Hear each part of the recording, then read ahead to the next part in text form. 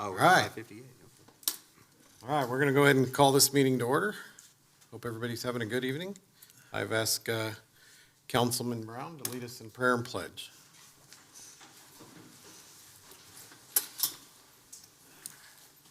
Gracious Father, thank you for this day. Thank you for all that you've given us. Father, thank you for the ability to do this business for your glory, Father. We ask that you be with each one of us, give us clear heads, clear minds to be able to do your business and do the city business. Guide and direct us in everything we do and say. We ask these things in Jesus' name. Amen. Mention, salute, pledge.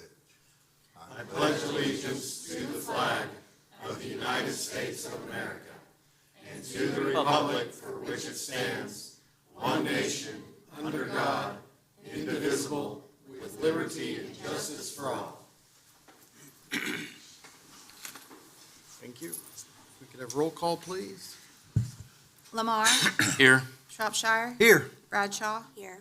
Brashears. Here. Graybill. Here. Trammell. Here. Brown. Here. Smith. Here. Okay, I have one petition from the audience, and that's Miss Marshall. It's just a concern that I've had.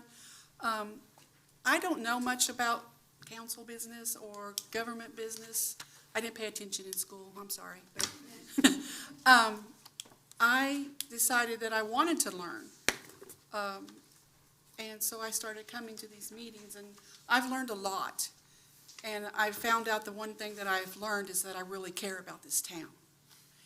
And I don't understand how we can, yes, I know Facebook is out there and all these wonderful things are said on Facebook. But the ones that do the most negative talking don't come to a meeting. The one, they just, I don't understand. I just don't understand. But the thing that got me concerned was the road thing out there on Elliott. I know someone that lived out there and had no idea that it was even going to happen.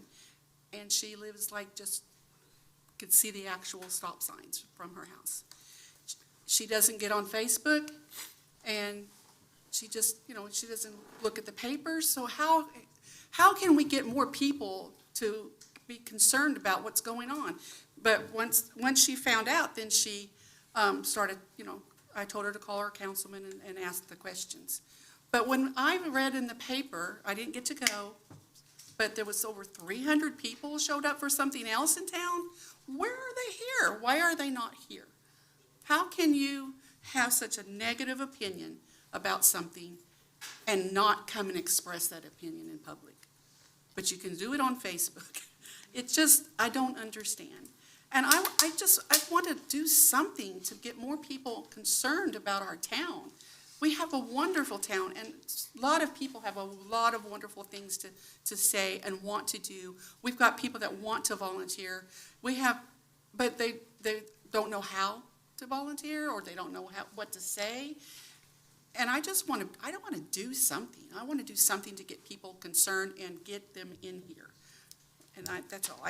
I don't know who you all are, but hook me up on Facebook and I'll tell you how to get here. I'm Mayor Doyle. I'm Mayor Doyle.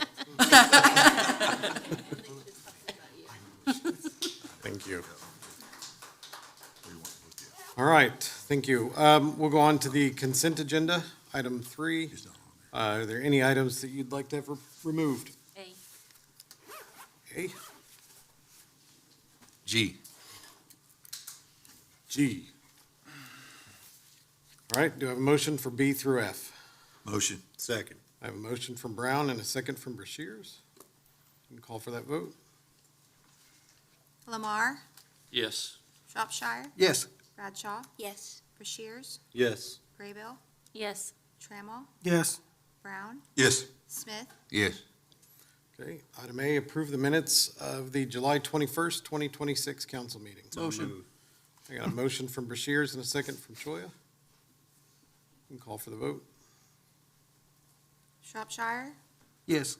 Bradshaw. Yes. Brashears. Yes. Graybill. Abstain. Trammell. Yes. Brown. Yes. Smith. Yes. Lamar. Yes. Item G, accept a bid in the amount of $33,500 from Evergreen Weed Control and Fertilization LLC for installation of a holiday light display at Whitaker Park to be paid from Park Capital Outlay 02-219-5411. Motion. I got a motion from Choya and a second from Bashirs. Discussion? Is that the right account number? That's, It is, it is. it is. Okay. I don't know if you're not able to see it, but I did pull it up. It is. Okay, so it's, okay. Mayor, I've got some questions. Yep, shoot, Bruce. Who all bid on this or took? All I see is one figure. I don't see any other bids anywhere. So Park Board, Keith Shelby and myself, we met with the gentleman that said he could do it. We brought him in, asked him for specifics on what we wanted and where he could put it. And that was the one that we got. So we didn't check with anybody else, just one person? There were not anybody else that was reached out to. This is a gentleman that's from Pryor. His Evergreen company is from Pryor. The specifics on it are that he will put them up, maintain them, repair if they're vandalized, he'll repair those all the way up to the night before Christmas Eve. And then at the end of the season, they'll take them down, they'll store them, make sure that they're good and ready to go the next year. And then with the next year's, we'll actually not have to pay the initial setup and design fees. So there'll be 25% off of that unless we want to add it to more lights the following year. So very, very specific to what I think we're going to find anybody able to do. So it'll Well, be this 30. what are the specifics? How many acres is out there? How many acres? I don't know. I've got a map ready to pull up here. If you guys- 24. How many are they gonna do? Did you ask me and then say 20? I don't ever ask questions, don't answer. We got 24 acres. Is Sure. he gonna do the whole 24 acres? Yeah, so let me pull it. I'm going to go over here to the board. All righty.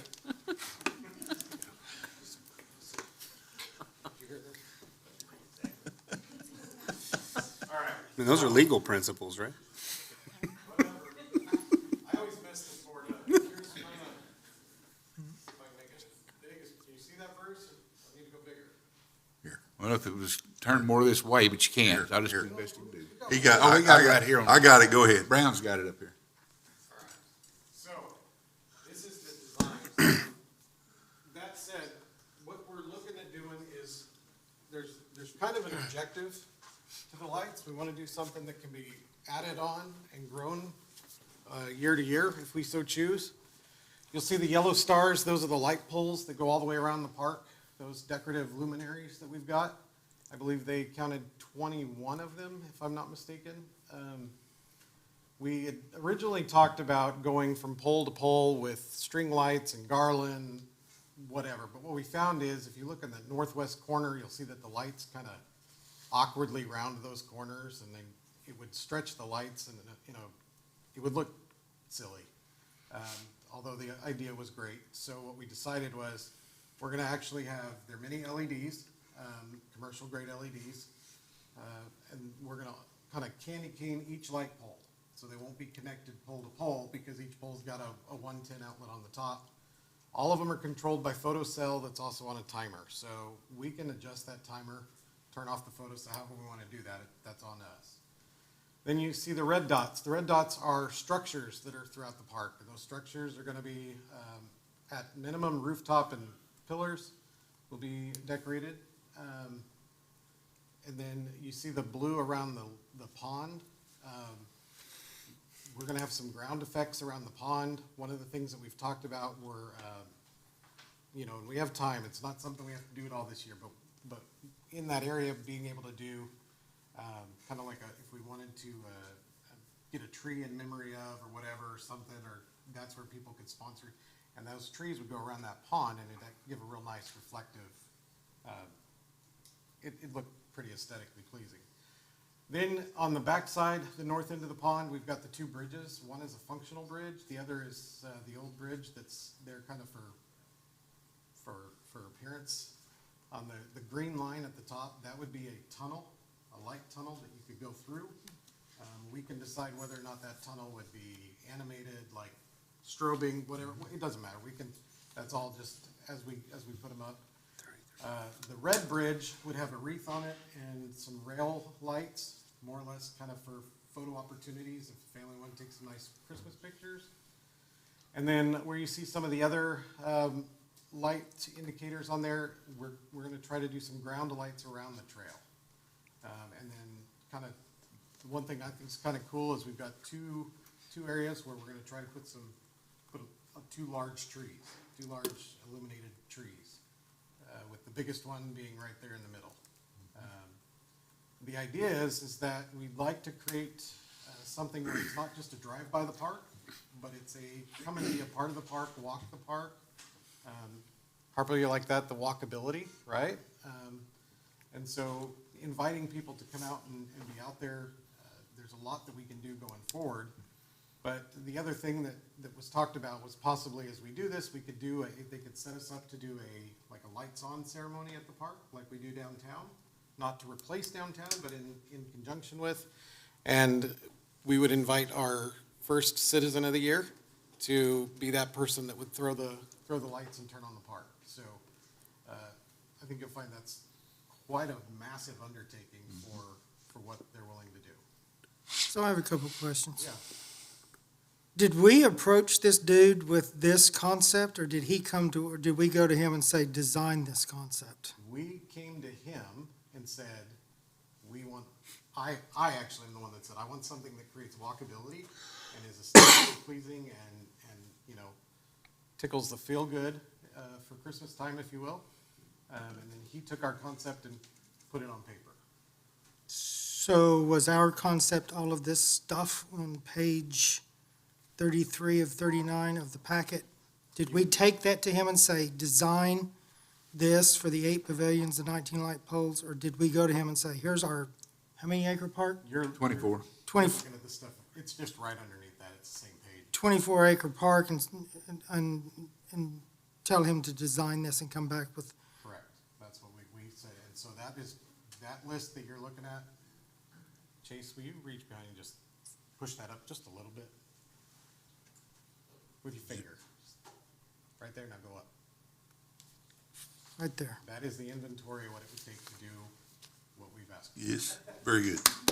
Well, keep going, Chase. There's a little bit more there. That's all. Don't hurt your shoulder. Say you guys are gonna maybe open my shoulder. There you go. Thank you. So I guess my biggest question is, why didn't we not go out for bids or quotes or something on this? This is a lot of money. Do what? This is a lot of money, It is. especially whenever we're basically, I mean, no offense to anyone, people don't walk in the park now because of the duck crap, so I don't think you're gonna have a lot of people walking the park and wading through the duck poop because of, we got Christmas lights up there. Well, this was the design that we went with. We talked to him, he gave us a good price. I actually set the price. Wait, you set the price? I said I want to be under 35,000. So, Are you through, Charles? Sure, go ahead. I'm all for the Christmas lights. It looked terrible last year not having any. But I think the process should be, this is what we want, and go out for bids and see what company gives us the best deal and go for it, instead of just picking one person and say, do it. we can take. I'm not sure that's not against some agreement we had about bids and We can quotes. take that concept and put it out for bid. It's fine. We have time. We just need to decide that that's kind of the direction we want to go. I'm just wondering, 33,000, I don't know if that's cheap or not. I don't know what the cost would be. Until we get quotes or bids from somebody else, we won't have any idea if it's good or a bad deal. What all is included in the 33? It's the, The design, so by design, it's not this. Design is, every one of those would be individually measured and What was that? that was Nina. All of those lengths of cord are custom cut and measured. Additionally, it's just like if you were to do it on your home, they'd have to come and custom cut everything. Colors would be custom lined up. The poles would be alternating red and green candy cane stripes. Yeah, and then the storage and all that, or? storage.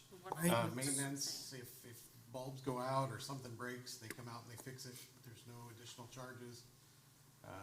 If your ducks eat through it, they'll come and fix it. Like I said, all the way up to the night, I think it's the night of Christmas Eve. So this is for the first year, what would be, like, this is just for a Just the yearly, first right? year. And then the second year for the setup, takedown, storage, whatever, would be 25% less. It's about $8,300 less. Mm-hmm. I know there's been a lot of complaint about not having, and I know last year about not having them up, and I'm all for it and seeing our financials, things are trending right. But Chase's question is, it's a Chase question, I guess. With everything that we've done before per our charter, we've gone back and not done a lot of stuff the same way because of that concern, legality or legally, should we not go out for bid? Are we not legally bound for, after a certain price on something like this, to go out for bid? I don't think this is required to bid. My advice is always bid. Okay. But I don't think you have to on this because it's a service type thing. It's a specialty thing. It's not an actual construction. But my rule of thumb is when in question, always do bidding. Terry? Yes, I have a few talking points about it and a couple of questions. Number one, I am all for the Christmas lights. There's no doubt about it.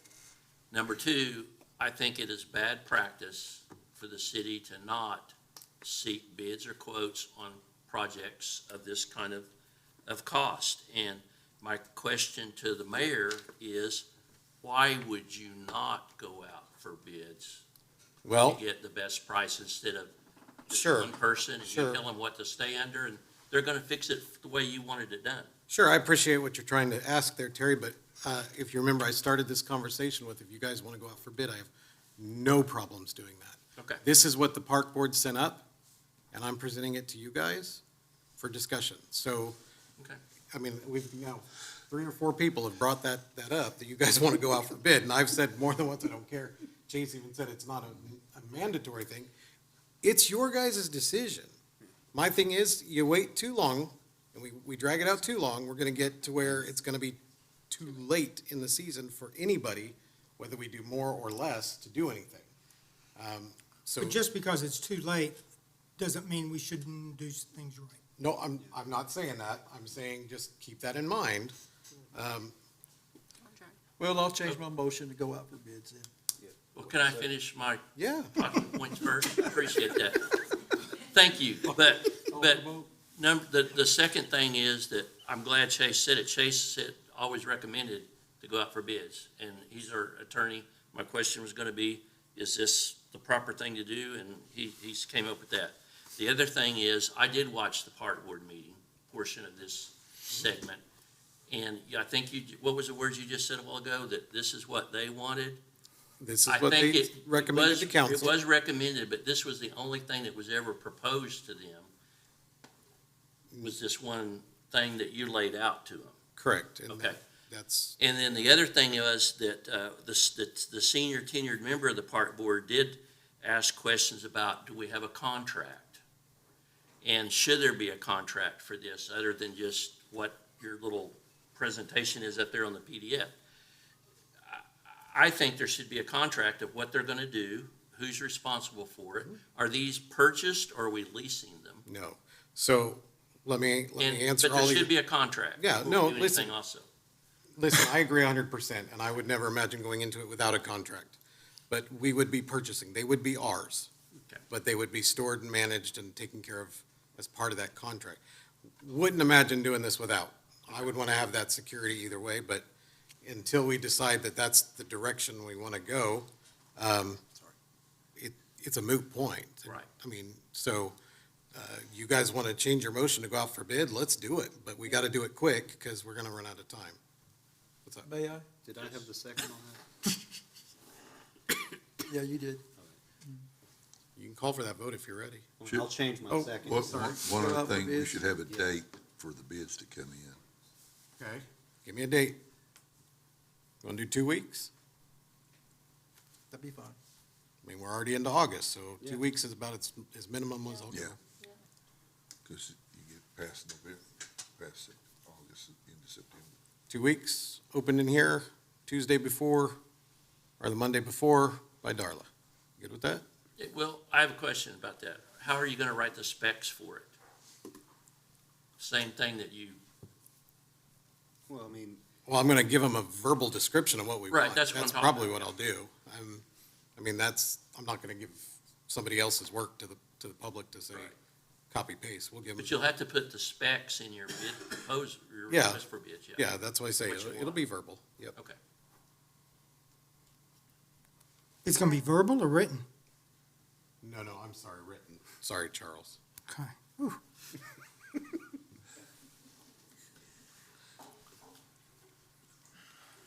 Bradshaw? Yes. Rushiers? yes. Graybill? Yes. Trammell? Yes. Brown? Yes. Smith? Yes. Lamar? Yes. Shropshire? Yes. All right, Mayor's Report, item 4A. Presentation of City of Pryor Creek 2024-2025 audit by Violet Kirkendall. Violet, welcome back again. Okay, hopefully everybody has a copy of the audit. I think that it was delivered. So we're gonna, it's a big report. I'm gonna hit the high points and try to answer questions at the end if anybody has any, to save from reading page by page. So we're gonna start on page 1, which is behind the table of contents. And this is the independent auditor's report. And this is for your audit that was conducted for the fiscal year ended June 30th, 2025. In our opinion, your financial statements present fairly in all material respects as of that date. We conducted the audit in accordance with generally accepted auditing standards and government auditing standards. Then we're going to go over, the next few pages are what we call a management discussion and analysis, and it's just a summarized information about the financial statement and contents. So we're going to go over to the financial statements, which start on page 20. And this is the first of 3 financial statement presentations that we have to do in a city audit presentation. And this is called the Statement of Net Position, and this is a government-wide statement. So it includes all funds and activities for the city, whether that's governmental activities or business-type activities. So, and we're gonna break those out as we go through this report. So I'm gonna look at totals for this report. And total assets as of June 30th, 2025 was $120,817,000. And then we had total liabilities of $21,478,000. And that brings you to your total net position at the bottom of $101,544,000. And of that 101 million, we had 79,639,000 that is in capital assets after depreciation. So even though you got 101 million in equity, you've got 79,000 is not in liquid monies, and then there's other monies that it's restricted for capital improvements, debt, and different other special revenue purposes. So then we're going to go to page 21, and this is the second of combined report for the government-wide, and this is called a statement of activities. It's supposed to be an income statement, but it's a different presentation, and it starts with the expense column. And for all activities, we're going to go over to page 22 to see the total expenses for the whole year, fiscal year 25, was $33,576,000. And working to the right, we have some program revenues that we applied towards those direct expenses of $18,453,000. We had some grants of $277,000 and some contributions and grants, $442,000. So then we're going to drop down to the next section where we apply some general revenues, which is taxes primarily. So where we have total general revenues, $14,551,000. So for the fiscal year 25, you had a change in net position or a net income government-wide, $148,443. You add that to the beginning of the year net assets, and it comes to the $101 million that was on the financial statements, the last statement that we discussed. Page 23, this starts the second set of financial statements, and this is what we call the governmental funds only. and it's a fund statement. The difference between this for governmental funds and the governmental activities before is it doesn't have some liabilities that are presented on that statement as well as capital assets. So this is basically a modified cash basis, and it says total assets for all funds on the fund basis statements was $9,779,000. We had total liabilities, $939,000. And then we had total fund balance of $8,840,000. So we had, of that $8,840,000 fund balance, basically equity on this financial statement, we had restricted monies of $6,277,000, assigned monies for some other purposes, and so we had unassigned monies that we could use for operations in the subsequent fiscal years of $2,512,000. Page 24 is just a reconciliation of the net assets, the equity on the first set of financial statements for governmental activities to this statement. And like I said, the biggest part of it is fixed assets.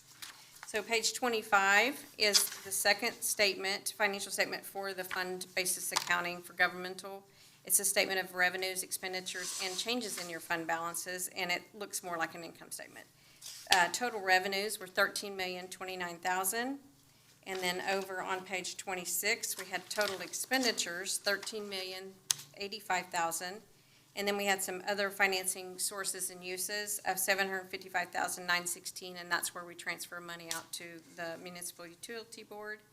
And then we had changes in fund balance or net income of $699,704.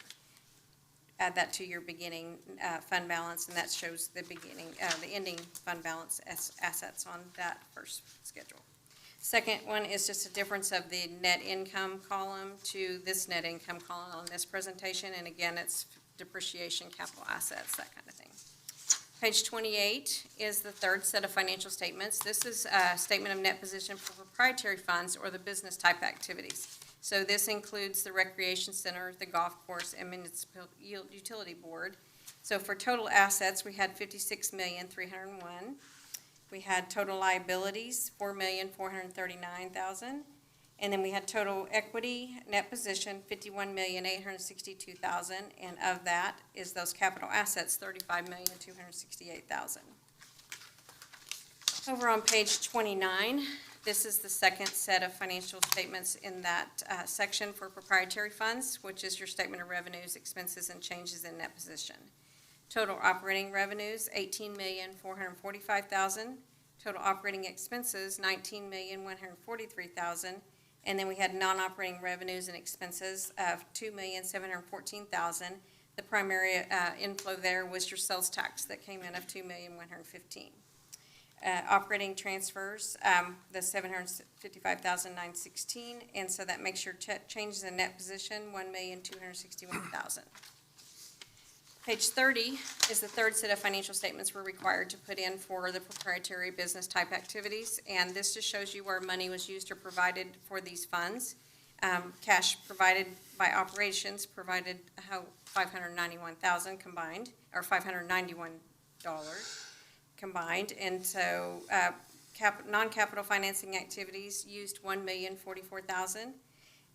Capital and related financing activities provided $748,000, and interest and dividends was $494,000.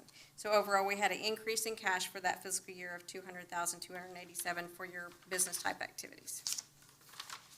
Then we're going to go over to page 47. The next section is what we call the notes to the basic financial statements, and it starts with your accounting policies that we comply with. We didn't have any changes to those in the current year. So page 47 is where we start having a little bit of information regarding the current fiscal year. And so for cash and investments, when we look at the audit, we have to make sure your cash is insured properly in institutions. And so we have all of our cash is category 1 and 2, which is either insured by FDIC insurance or collateralized with securities held in your name with the institution. So we had all that in category 1 and 2. There were no category 3 uninsured deposits. The section on page 48, restricted assets, we had a grand total there of $13,508,000 for restricted monies. And then top of page 49, we had accounts receivable. That's all related to business type activities for utilities receivable. And down in the bottom part, or middle part of the report, there, or page, is capital assets. For governmental activities, again, is the city side of funds. We had additions this year in assets of $1,687,000. We had depreciation of $2,592,000. We had some disposals and some depreciation off of those disposals. So we had a net book value for those fixed assets, $54,735,000. The top of page 50 was your business type activities. We had additions of $1,973,000 and depreciation $1,643,000. Some, again, disposals and depreciation taken off those as well. Net book value $35,268,000. I'm going to go to page 51, where we're talking about long-term debt. We had some governmental activities, which is the city's long-term debt, where we had $10,364,857 at the end of the year. And then on page 52, where we have the municipal utility board's long-term debt, we had outstanding of $1,768,000. Then the next few pages are related to pension and different types of disclosures that are a lot of information that you can read later if you want to. It's a lot of detail. But over on page 66, we just note 4D, subsequent events. We look and see if there's anything that would have affected this audit that we needed to disclose through this current date, and there was nothing that we needed to. And then on commitments and contingencies, we had some outstanding pending litigation suits there that describes and the status of those. The next section of required supplementary information, these are just some combining, or there's some pension information in there as well. And then we're going to go over to page 73, where there's a budgetary comparison schedule. And this is for the general fund only, and we only have to present that report for that fund only. So budgeted amounts, and down at the bottom, page 73, this is on the revenues. We budgeted $9,414,000. We collected $10,214,000. So we over-collected revenues that fiscal year, $800,000. And then over on page 74, the same expenditures are what we budgeted for revenues, so $9,414,000. And we spent $8,612,000. So we underspent that revenues, or the budget of $802,000. The next few pages are some combining of all those special revenue funds that are in detail. They flow up to the totals on the financial statement. So these are just breaking those totals out. Page 84 is another auditor's report. Part of the audit is we look at your internal controls and compliance with laws and regulations, leases, loan agreements, those kind of things. And we test those items randomly throughout the process. And those two items are areas we didn't have anything to disclose to you on findings this year, and we didn't have anything last year. So, Thank you. you're welcome.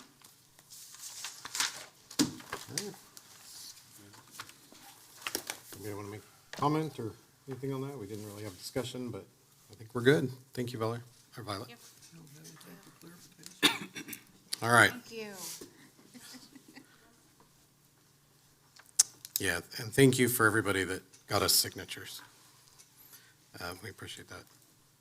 Item B, accept the resignation of Kenneth Young as building inspector effective August 7th, 2026. Young has served with the city of Pryor Creek for over 37 years, with 7 years in his current position. So moved. We have a motion from Rushiers, Second. a second from Brown. I want to absolutely give our thanks to Kenny. Kenny has been a tremendous employee through those 37 years. I think there's no doubt that his heart is with the city and the employees that he's worked with over those years. So he'll be greatly missed upon his retirement. That said, anybody else want to say anything? Yeah. Call for the vote. Rushiers, Yes. Graybill, Yes. Trammell, Yes. Brown, Yes. Smith, Yes. Lamar, Yes. Shropshire, Yes. Bradshaw, Yes. Discussion and possible action to seek applications for the position of city inspector. This is a full-time position. So moved. Second.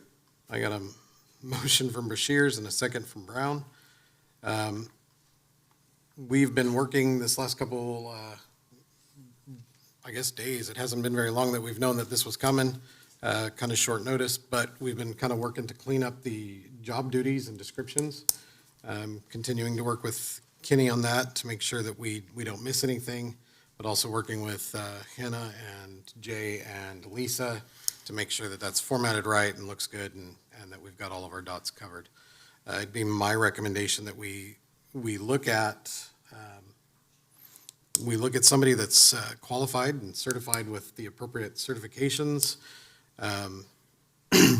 that can also possibly do residential and commercial. Right now, we have a third party, Craig Higley, who's done a great job for us and will take over in the interim on the residential side of life. But I think if we could find one person that could do all of that, then that would benefit us. I think we'll just have to see what comes with the applications. Yeah, I was gonna, not trying to uncover an old wound that has kicked everybody in the rear, but who was the inspector during the whole fire department building fiasco? That he had nothing to do with that, I suppose. It was hired. It was hired, it was, Okay. yeah, that's. If you'll recall, Kenneth, several council meetings ago, I asked at this council meeting for us to get the official sign off from the building inspector to approve that building. I'm still waiting on it, so we really don't know who did. I guess Well- when the city produces that document for me, we'll know. Well, anyway, I guess what I'm getting at is we need to make sure that commercial is under his scope, his or her scope, whoever does it. Just because this was the first time I've actually seen a town, when I helped open stores for Casey's, that the city did not have a commercial inspector come in. Right. So if we go back a few years, when this originally kicked off and we look at how this kind of came to, Kenny was doing the commercial and the residential. But it got to be where it was a little too much for him to keep up with, just the quantity of Okay. inspections and things like that. And then, given other situations and circumstances, I chose to put Kenny specifically on residential. And then we put Craig, who was already hired in, working under contract for us before we all took office, but put him on commercial. That's worked pretty well, but I do think that I, going forward, would like to have at least, let me rephrase, I would like to entertain the idea of having one person that does it all. And if it gets very expensive when you go third party, and that's my concern, is we don't want to get to a situation where we're charging outstanding rates to a third party for residential inspections. We will do what we need to do to make sure that they're good in the meantime, but that's my recommendation. We good? Okay, call for the vote. Graybill, Yes. Trammell, Yes. Brown, Yes. Smith, Yes. Lamar, Yes. Shropshire. Yes. Bradshaw, Yes. Rushiers. Yes. All right, update and possible action regarding the TSET grant at Bobby Buck Park. Motion. We got a motion from Choi and a second from Rushiers. Pretty cut and dry. I've got Ariana here, who, yeah, come on up if you would love to. Ariana is the one that helped us with the grant. Everybody here knows you. You're There's a couple I haven't met yet, but yes, I'm Ariana Durr. Thank you all for having me. So just a quick update, a reminder of what the grant is. For year one, it starts September 1st, so that's when we can start actually spending some money and get this project started, which is exciting. And so in year one, in the budget, is the playground equipment, a fence, a shade structure, which is very exciting, and some signage. And then in year two, which is going to start September 1 of 2027, it's actually a bathroom. And so and there's some strategic communications money in there too. So we're really excited. We got an email from our TA in Oklahoma City from TSET just this week. And so we'll be meeting with the City of Pryor team. So the mayor and I have met, and Frank Powell, the director of parks, as you all know, he'll be the project manager, and then Darla Coates is going to be the financial position. And then, of course, Mayor Doyle is going to be the authorized official to sign all the contracts and everything. So do y'all have any questions? So you would have seen this week, they started removing some things that we can do preparatory. The big thing is we can't spend anything until September 1st. So they're kind of getting some of that groundwork out of the way. we're really excited for this. Still some small little decisions we have to make. We've got the equipment is all lined out already. I showed you guys that earlier in the year. I think we're down to just confirming that those are the colors that we want. So, that's about it. It's moving along and I'm pretty excited. Mayor? Yep. I would like to say thank you, Ariana, for all you've done on this project and some others for us, but thank you. Oh, thank you, Terry. Absolutely. Thank you for all that you guys do. Thank you. All right, any further discussion on that? Item E, there's no action on there, so there's nothing to do.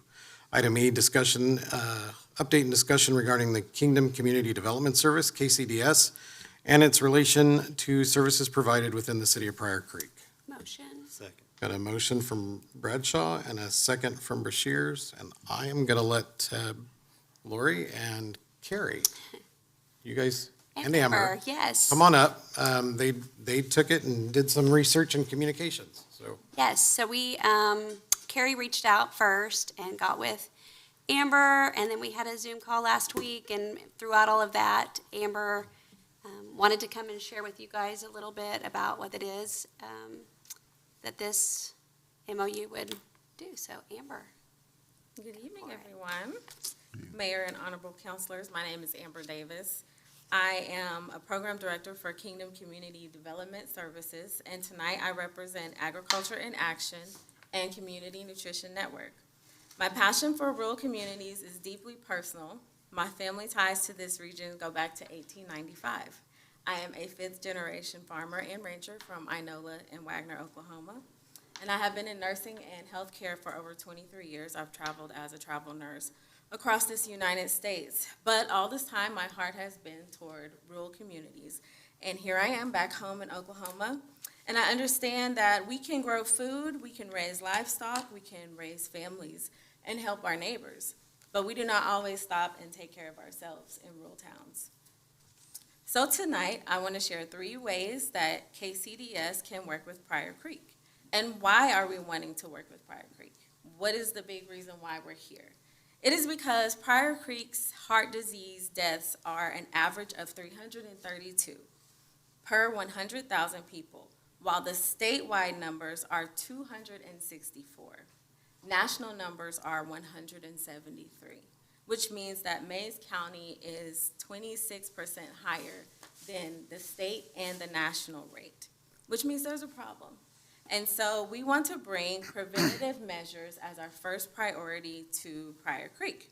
Through our partnerships, which include the University of Oklahoma, we want to bring blood pressure checks, diabetes screenings, practical nutrition classes directly into the community. Through Community Nutrition Network, we can address generational health, not just by lecturing families, but helping them to make realistic changes using food they know and food they can afford. A lot of times when people go to food banks and get these boxes, if you have diabetes or heart disease, they're not for you. And through these programs that we are looking into and have garnered through state funding and federal funding, they offer produce prescriptions. So through the produce prescriptions, we can bring bi-weekly deliveries to people who qualify in our community of fresh fruits and vegetables. Through these prescriptions, we also will address expanded maternal health services. These initiatives could connect eligible residents to healthy food, nutrition education, maternal support, and continued health care. Second, we want to help with a referral pipeline that comes to this community. We met with the RHTP leaders yesterday at the Pryor, State Fairgrounds, and it was a great meeting, and we got in touch with who the community leaders are going to be for this particular initiative. But the state has garnered $230 million worth of rural health transformation funding, and we have already dug into it and are ready to present to Pryor Creek why we want to be here and how we can help our farmers. We want to protect the backbone of our community who keep rural Oklahoma going. Through Agriculture in Action, which is another one of our 501c3s, we are pursuing involvement in the Farm and Ranch Stress Assistance Network. Now, this is new. Was not spoken of at our meeting. But OSU Extension has a Healing the Harvester program.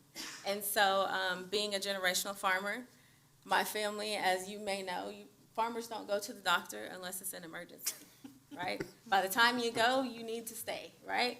And so this program supports the stress load of farmers. It goes directly to them and provides them services and resources, not just, hey, here's a referral, but let us walk beside you through this process of lifting this load and getting you some assistance.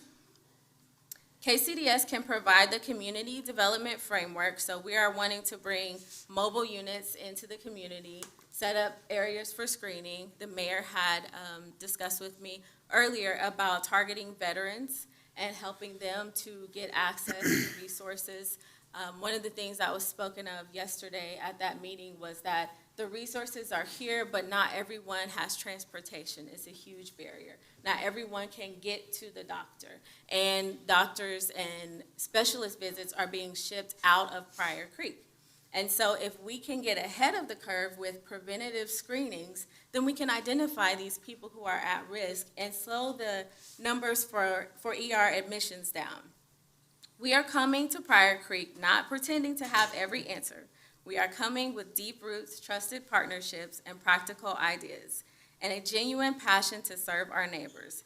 My family has been connected to this region for more than 130 years. I want the next generation to inherit more than our land. I want them to inherit healthier families, stronger support systems, and rural communities that are prepared to thrive. And this is what we mean, which is our motto for this initiative: strong communities, strong families, we are stronger together. Thank you. I have a couple of questions. Yes. You were referring to the percentages of heart problems in Yes. Mays County. What'd you say it was? I didn't write it down. On the national average, Mays County is 26% higher Okay, than the what about- national average, which is, our numbers, Mays County is 332. Okay, what about 332 mortalities. What about Rogers County?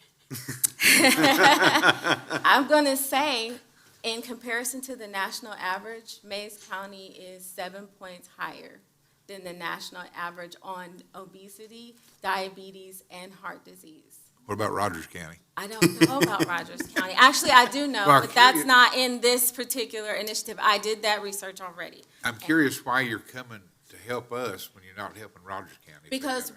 Rogers County has some organizations and fundings that have already stepped into that region. They have several healthcare entities that are there and have the accessibility, and Mays County does not.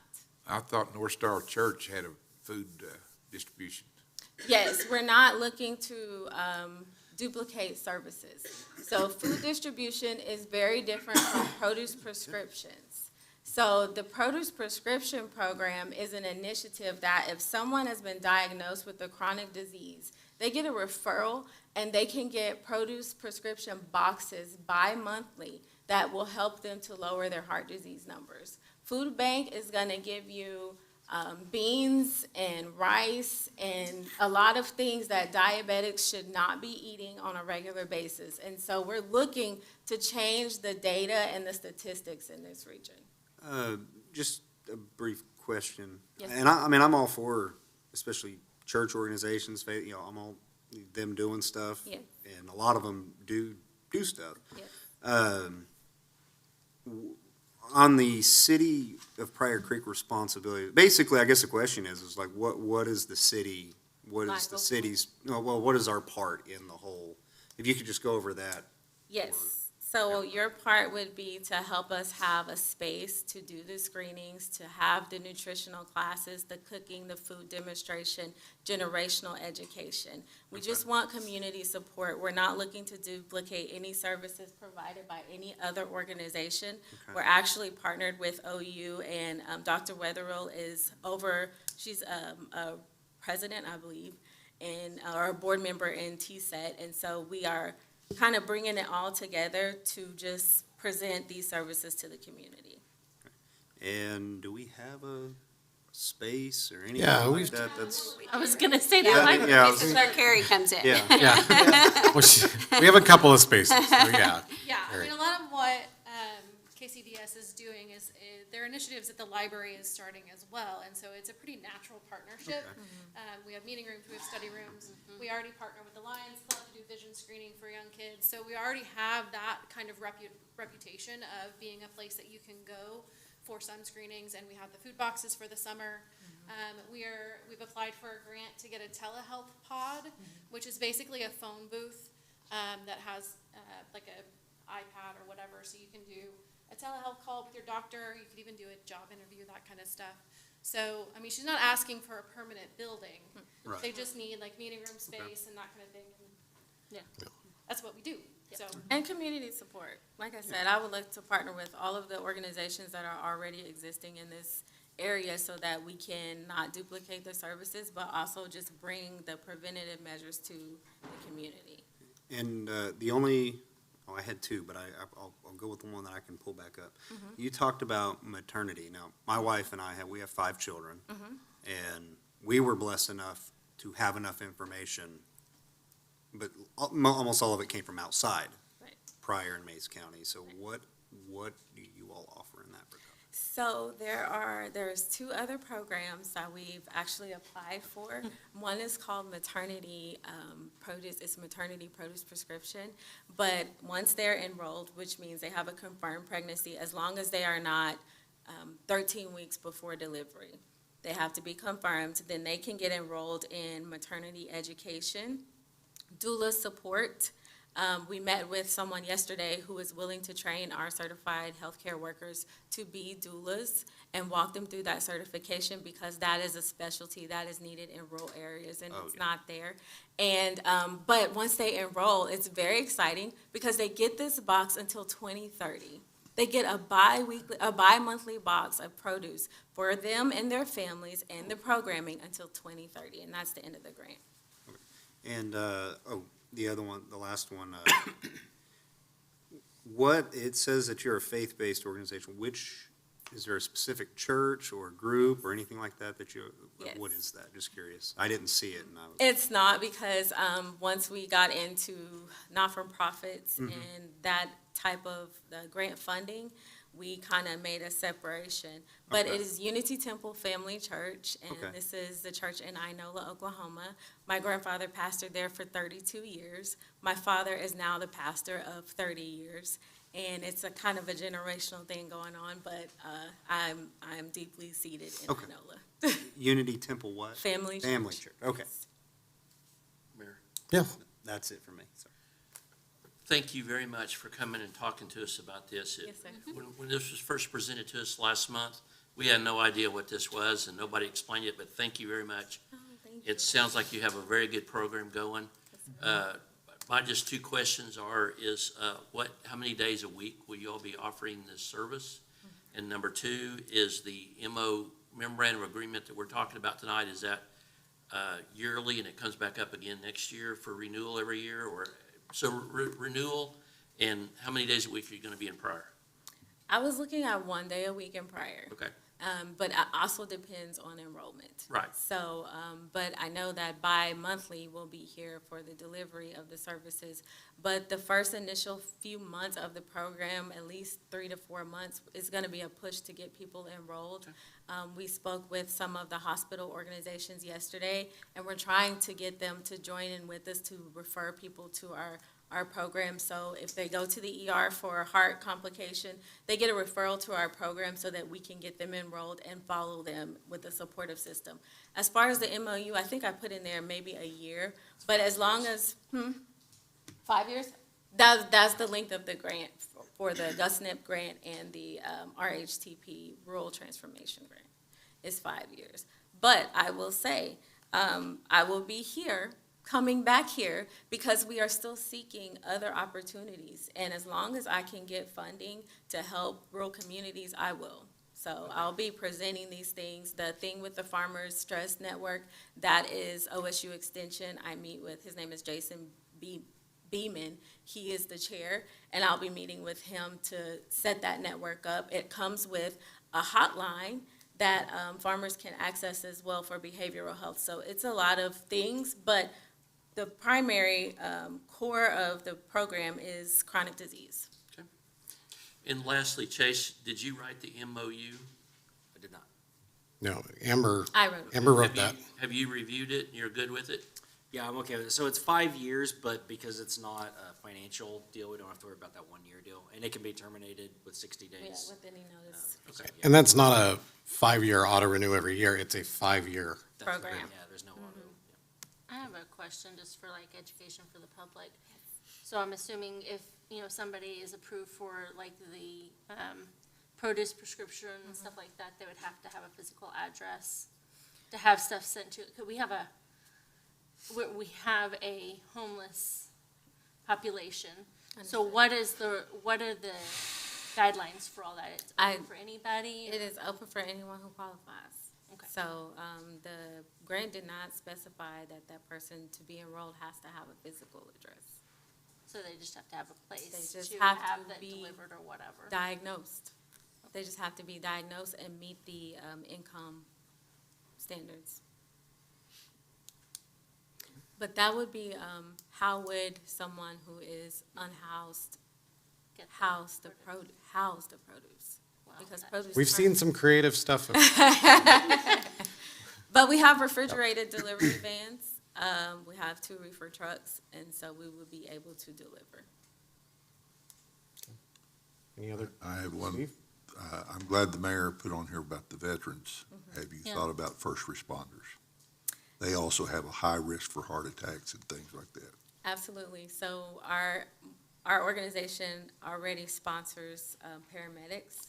We sponsor paramedics. We send 87 mailboxes to them every month and support their families. So yes, sir, I am, my other side of my healthcare career has been in behavioral health and crisis. Well, I was thinking of the firefighters and law enforcement as well. Yes, sir. Instead of just paramedics, so.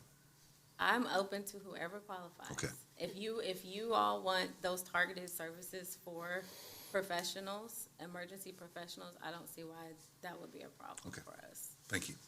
Ma'am, how many towns have you worked with? We've worked with 13 counties, and that's been since 2019.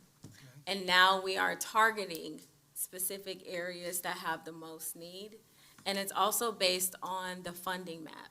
So the funding map shows the needs and the counties and the cities that qualify for these grants.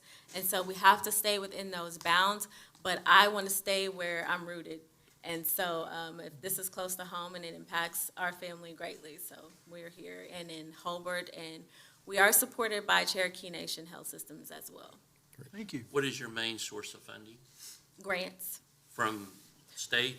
Grants, state and federal, yes, sir. All right. State and federal, and then we're waiting to hear back for Cherokee Nation Public Health and Wellness Fund, what they're going to contribute. Does TSET also contribute? They are here Grants. in your area, so I haven't gone for a TSET here. Okay. Because you have representation here. Okay. But we can definitely see if there's something we can partner on. So one of the things that was kind of important when we did our research and kind of went through this was to make sure that none of these grants would counteract or conflict with anything TSET. And so Marty gave us the okay that we should be good, and that there shouldn't be anything going that would conflict there. So that was important to us as well. Thank you. Any more questions? Thank you. Thank you all for your Thank time. you so much. Thank you so much. All right. Item F, discussion and possible action to allow the mayor to sign an MOU with Kingdom Community Development Services, KCDS, and the city of Pryor Creek. Second. I have a motion from Graybill and a second from Brown. You can call for the vote. Trammell, Yes. Brown, Yes. Smith, Yes. Lamar, Yes. Shropshire, Yes. Bradshaw, Yes. Rushiers, Yes. and Graybill. Yes. All right, thank you. Good discussion, everybody, thank you. Discussion and possible action regarding updates for the Pryor Creek Golf Club and Shop. Motion. We got a motion Second. from Choya and a second from Brashears. I'm gonna let Mike come up and give an update a little bit. If you're unaware, Mike has been kind of floating back and forth for us the last over the last month. And I'm gonna let him give the update. Okay, yeah, we've just been working on, kind of continuing operations, number one, inside and out. We have hired a couple of temps, a couple have left for one reason or another. So it's, seems to be going well. The feedback is positive, at least that I've heard. There's been lots of suggestions about maybe modifying a few small things along the way, and we've done a little bit of that already. We're looking at hiring a temp to help us in the bookkeeping side. Hannah's been kind of, overloaded with what's going on there, trying to keep it going in the meantime. Patient. But we're finally getting off a high center on all that. We've just have tried to evaluate and see where we could maybe pick it up here and there, and not turn the thing upside down. And, kind of if it's not broke, don't fix it kind of a thing. So I think we're doing that. There's some physical plant type things that have needed some attention, so we're addressing that with the pro shop, and we've got some thoughts on some other areas as well. So anyway, just, trying to keep it moving, kind of keep the golfers going. And, the heat's been a big challenge. We hired a couple of guys to help us outside the last couple of weeks, and, watering, timing of watering, and those kind of things are crucial. And we've got a little bit of dry spot here and there going on right now, but I tell you, all in all, they've done a nice job to, keep things moving. So that's kind of, did I miss anything in particular? So we are still planning to have, I think, what do we say, the 25th was the date that we had kind of pinned down over the weekend for a members meeting. Trying to hone in on that. We want to kind of bring everybody together. Hannah and I did meet with, the software company is 4UP. We did meet with them, and they are going to be able to produce for us a Cassell integration. So hopefully that will, right? I'm ready for it, yes. Hopefully that'll help make things a little smoother. That does have a small fee to it. It was like $30 a month, but they're waiving that for our first year, which I think if it works for us, that's great. If it doesn't, then, we're not out anything for the first year, but that should make life a little easier there. We've got some capital projects that we've been able to identify. I think the biggest hassle that we've had right now is, we're talking about grass, we're talking about the greens. That bent Bermuda it's less than a half an inch tall. We're in a heat dome right now, and so it's kind of a dinged if we do and dinged if we don't. We have very little air movement, but we've got to keep those greens at a certain, I feel like I've learned so much. What about you, Mike? Have you learned a lot this last month? But Learn more of the detail. right, but the idea is we've got to keep those greens at a certain temperature, but you got to water them at a certain time of day and not too much water. It's a lot. The crew has done absolutely fabulous. I feel like the morale with the staff is up tremendously from where it was a month or two ago. But in that struggle with the weather, they've had to water excess, and so with that excess watering, and you're bound to have issues in our weather conditions. So there are a couple spots that we've identified. We already know, we're well aware of them. But Chris, who's been maintaining these, and Jamie and the crew that's been out there for years, they are confident that they can get those taken care of, get it treated, and get rid of it. It's just the heat dome. It's really kind of killing a lot right now. Plus, we were down on our primary pump was down, and then we had a short in the hydration system, or not the irrigation system. But some of the other things we focused on, really, like Mike said, is the staffing, but making sure that some of just the basics for the members are met. Up until about a week ago, members were having, I'm talking paid in full members with memberships, would have to pay for a small bucket of warm-up balls for the range. We didn't feel that was competitive with the golf industry, so now they get a small bucket of balls. We did have to buy some extra range balls. That wasn't that big of a deal, but we provide those for them now. The staff will be in uniforms, polos that say City of Pryor Creek Golf Club. We've talked with Premier about the branding, and Terry, did you get to see that thing I sent you today? Okay, did we get that right? So we talked to Terry. We are going to put on the main sign out there, the City of Pryor Creek Golf Club at Earl Ward Park, established 1959. That's the date that we came up with. So we want to make sure we do that.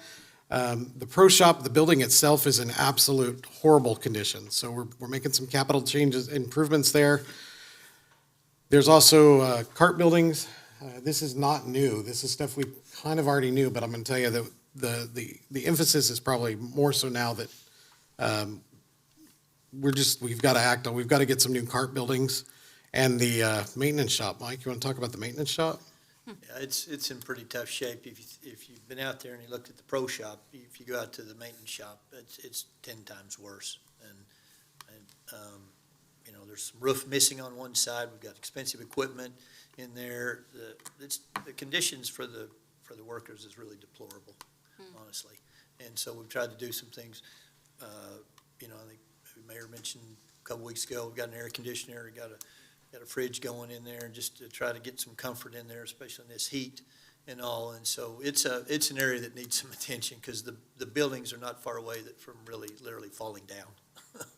So that's got to be on the capital list, particularly because we have so much equipment that's expensive, and we need to take care of that. So Mike, did you get them a lid for their stool out there in the maintenance building?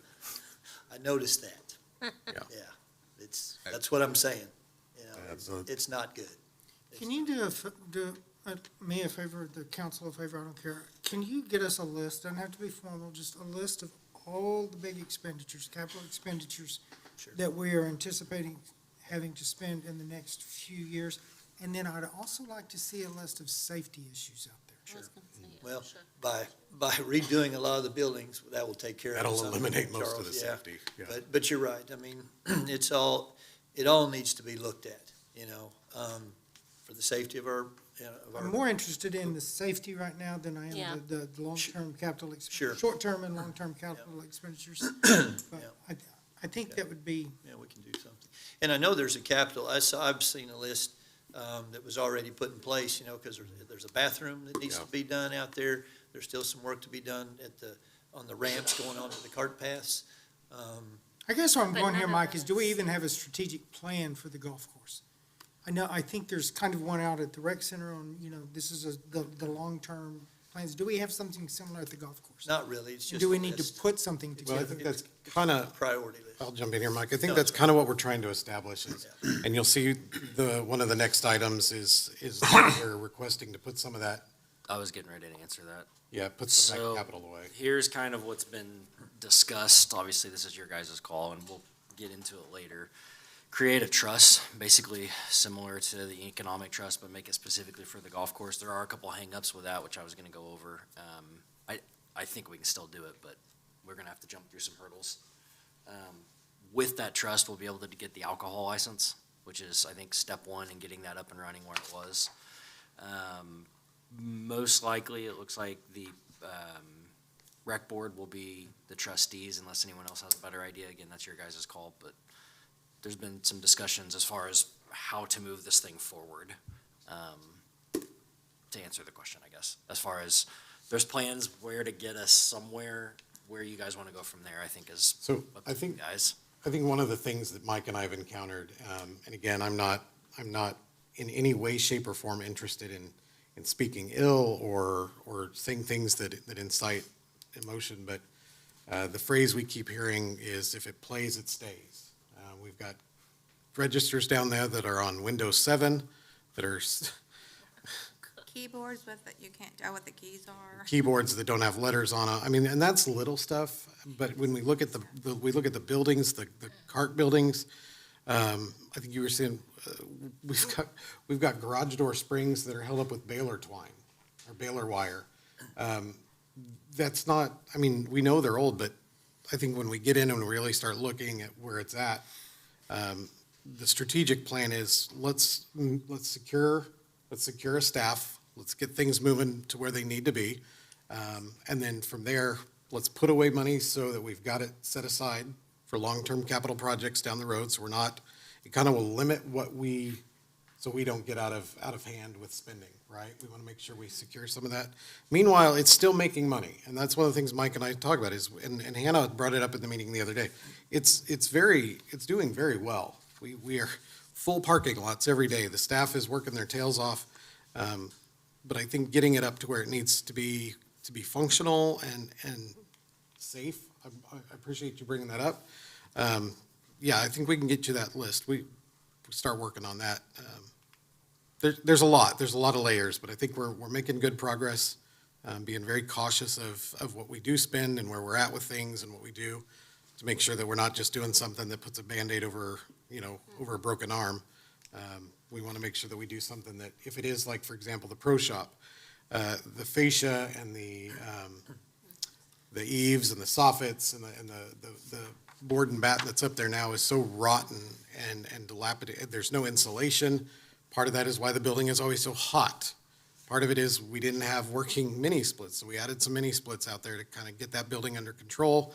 That's why we're looking at what it would take to put siding on that building, what it would take to get it insulated so that it's functional, so that we can buy time. Maybe it be 5 years, maybe 7, 8 years, and then we can look at a larger capital project for a new building, like Dennis had talked about. But I think right now, functionality is absolutely the key, making sure we're good. Sorry, Mike. Yeah, no, that's fine. I mean, it's just lots of little things like that, but then there's some big things too, and we have the capital to do some things, we just gotta spend it wisely. So here, when is the Have that next, plan. can we start talking about the trust idea? Yeah, I mean, This is all I can answer a lot of these questions as far as what the issues we're facing. it's on the, I had a reserve for that, but it's fallen in here. So here's what the main problem is as far as moving this thing forward. If we're gonna start spending money, we've got a lease with the Corps. It expires in 2032. I don't expect there to be much of an issue with getting that renewed or getting it amended, but I don't know how much money we want to spend out there until we get it renewed. It also requires most of the changes we're talking about that are really going to improve it, we have to get permission. There's also a prevention of any sublease, which is the issue with the trust. So I started drafting this trust. We had a meeting, was it last week? Yeah, it was like Thursday, Friday. Okay. We met last week, came up with kind of a strategy to at least start getting things moving pending your all approval. So I sat down, I started drafting a trust to create this thing. In doing it, pulling the lease, I don't think we can assign anything from the lease to the trust without Corps approval. So I can draft all this, and then I think we need to get in touch with the Corps engineer, whoever our local engineer is, and they're gonna have to sign off before we actually do it. That's where my holdup has been in the last week. As far as building things on it, doing any of that, I think we need to get their permission. We're also technically in violation of the lease. I don't think they care, but one of the requirements is there has to be a house. Obviously, the house that was out there was in shambles, so we tore it down. But I think the lease just needs to be updated, and we need to figure out who our district engineer is before we truly blow all this stuff out. Because there's can we negotiate at least now rather than wait yes, till 2032? that's what I want to do is go get Just with be this guy. proactive and start it. That's what my plan is to go, and I don't even know that we're gonna have to negotiate it. I imagine they don't care. It's not like they're using it, but, far-fetched situation, they say we magically want that and we lose our golf course. We don't wanna throw a whole bunch of money into it. Again, that's a far-fetched, but as your lawyer, that's a situation I wanna make sure doesn't happen. Makes sense. So They don't that's- golf out there at all? What? So they don't golf out there at all?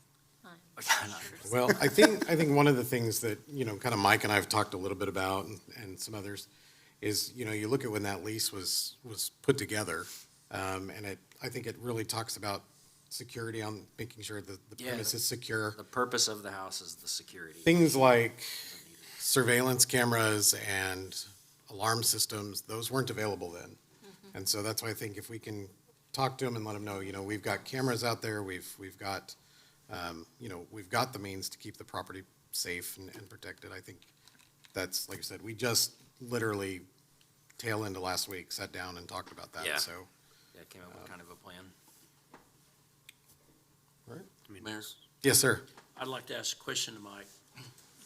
One of the key things that's crucial to keeping the greens healthy and the grass growing and everything is that pump down on the river. What's the status of that and what needs to be done to get it permanently fixed and be in good order for the future?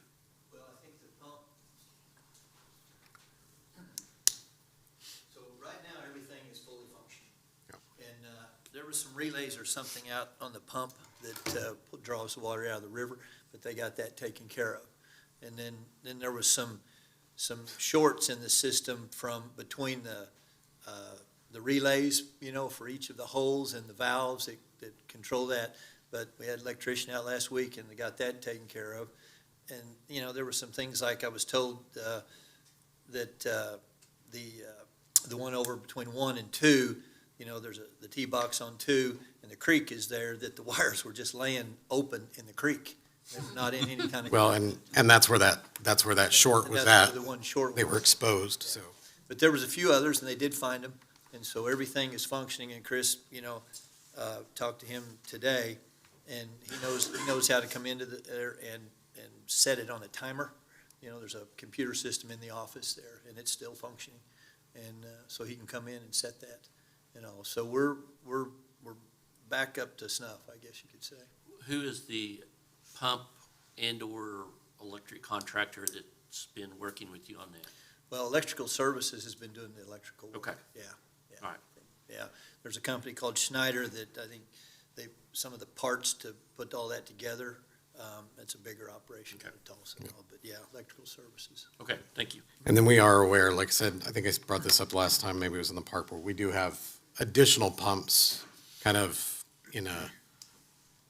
we have 2 additional pumps. We have a 60 horse and a 5 horse pump if we need them, but the pump wasn't the problem, it was the relays and everything else, so. We have city water, we have two systems, we have city water, but we can only do one at a time. Where the other one, we could actually do them all, but they do about 6 at a time, 6 holes at a time, so. So just real quick, so I went out there about a week and a half ago and Heard that. rode around and talked to some of the employees, but I also talked to just golfers that were out and let them, introduce myself and let them know that they could call me. So in the last about 3 days, they've done that, very big. All right. And so I think the sooner that you let them know about this meeting and get that posted and get that scheduled, because of their concern, I think what they're hearing is, oh, they're gonna do all these other things, which it sounds like need to happen for safety purposes, but they're worried about their course they're playing on and that maybe that's gonna get neglected in this time. So I think it's really, and that's what I'm hearing. I mean, I'm hearing that they're concerned about, especially with a few little things that have popped up with the greens just over the last few days. So I think the sooner you can post that and let them know that you're getting there, and in that time, you might consider having thought through what that looks like to have a new person hired to be out there. That's a question Yeah. I'm getting a whole lot, is that, and then making sure that the course that they play is, and it makes sense, there's, these people are out there, a lot of them 5 days a week, every morning playing, so they're a little concerned about hearing, we're gonna do all these things, and they're like, well, what about our course that we're playing on? The course So- is number one. I mean, Yeah. you can't let that go, period, and at least in my mind, and I think in everybody's mind, because if we don't have the course, we won't have the players. They'll go elsewhere.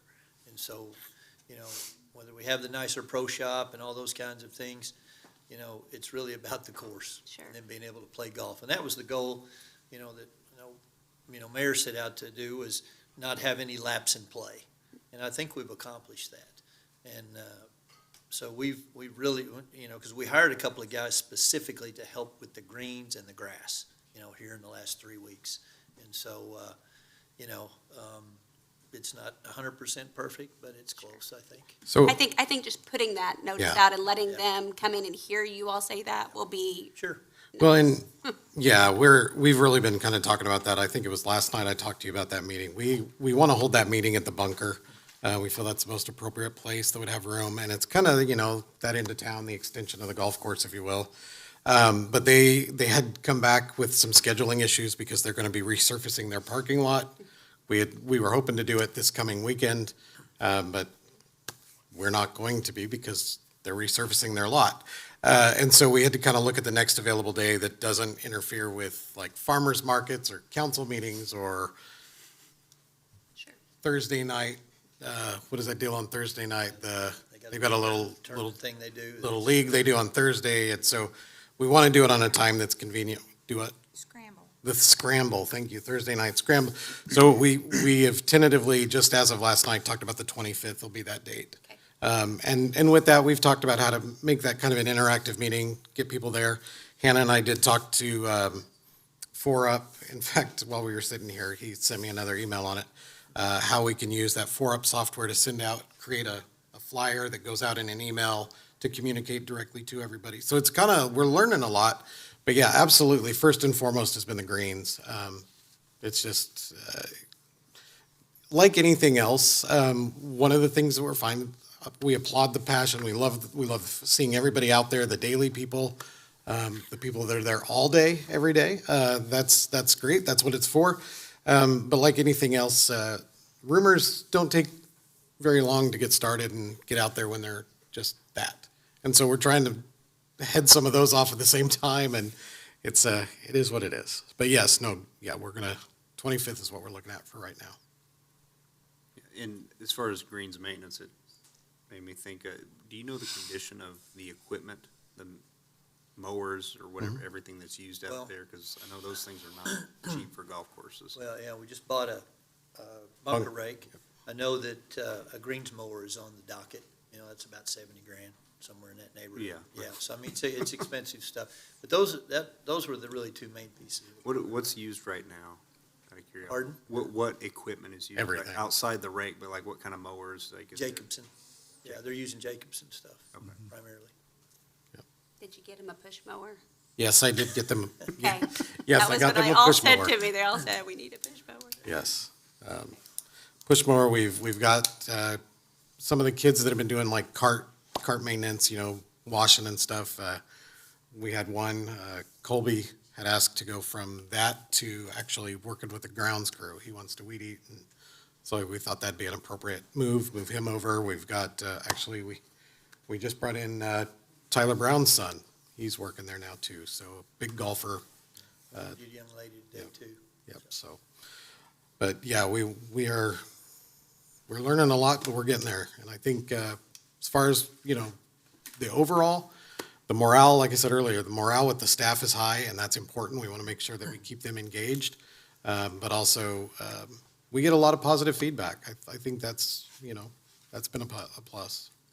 How close are you to getting more staff? I mean, how close are you getting to the point where you think you have enough people We're out there? pretty much there. Are you there? We're going to see a little. That was a little bit of a concern of, what was out there. We're going to see a little bit of a changeover here as school starts. We've got a couple of the kids that are heading off to school. And we're literally just doing a plug and play on that, kind of a backfill with Express on some of those, so. We're in pretty good shape. Any more questions, concerns? Okay, All right. all right. All right, item H.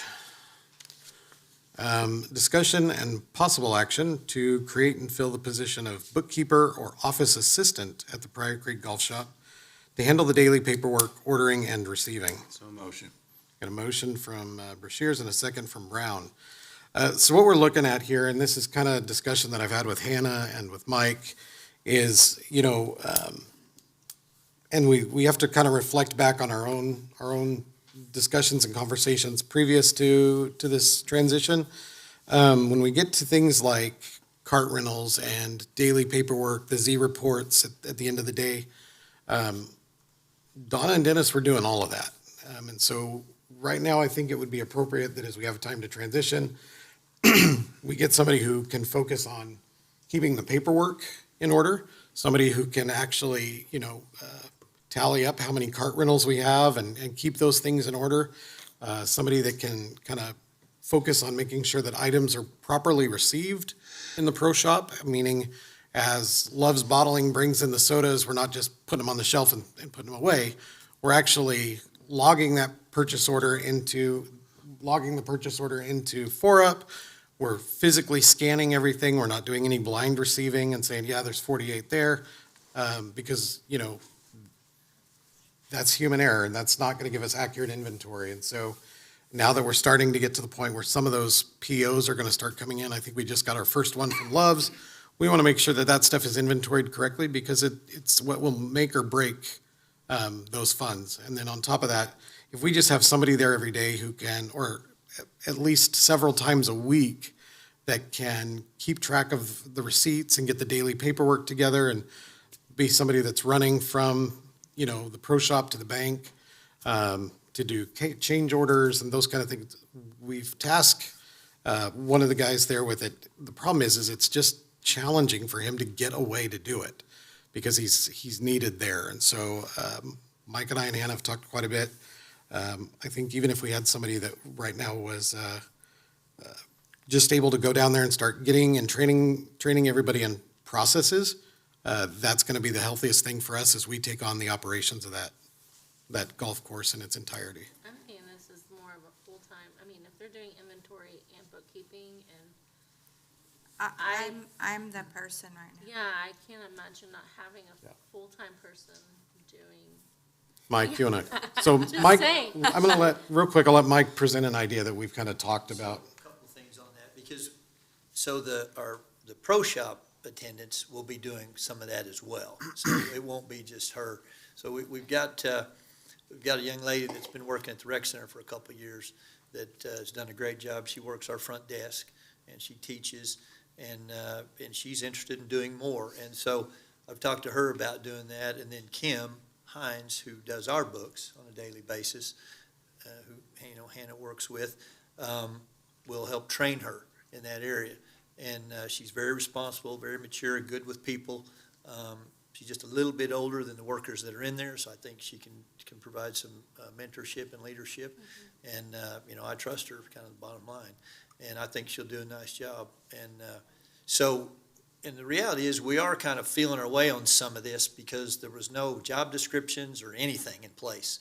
So we're kind of feeling our way. We do have some job descriptions, and they may be tailored a little bit as we go. But yes, we have to do the inventory, no matter who does it. We've got to keep track of that kind of stuff. We got to get the money to the bank on a daily basis, and Hannah needs to get their forms on a daily basis as well from our receipts and the activity that goes on, just like we do at the rec center. So we've got a nice model, I think, and Kim's she's more than willing to help see that continues, with the golf course. So I'm very happy about that because she knows what she's doing. She's been doing it a long time, so. So, just another question on this, if you go out seeking positions, where are we posting? We would probably use the same process as we do now, which would be the city website, Velocity. Well, and so right now, we're looking at a temp type position because, we've been adding people and things. And so we've got to kind of put the brakes on a little bit here because again, we don't really have any financials to look at up there to see kind of what budget that operation can support. And so, we're kind of trying to ease into it. We have brought on a couple of full-timers, but I think right now, we're thinking about 15 hours a week because I think having Christina there every day is important. And then that thing may evolve, and I've talked to her about that because I think she's very eager to be involved and help us out. But, I just, I'm anxious to get her going like we all are because, like I said, Hannah's been kind of handling all that by herself for 3 weeks now, so. So when you say a temporary, do you mean through Express or? Yes. Okay, Yeah, through Express. yeah, through Express, so. And you do have other things to do, don't you? Yeah, I'm golf lady right now. Clerk/golf lady. Just something else to think about in this realm. If we are successful in pulling this trust thing off, which I think we will be, we just have to get permission. At what point do employees become employees of Pryor versus straight up employees of the trust? That's down the road, but something to just keep in the back of your mind. Did you have a salary idea in mind for this position? No, that's why we say create. We just need to kind of look at where the need is. It'll be an hourly wage. It'll be hourly, yeah, but we absolutely have to get somebody in there to manage that operations side of it, not so much the logistics side of it.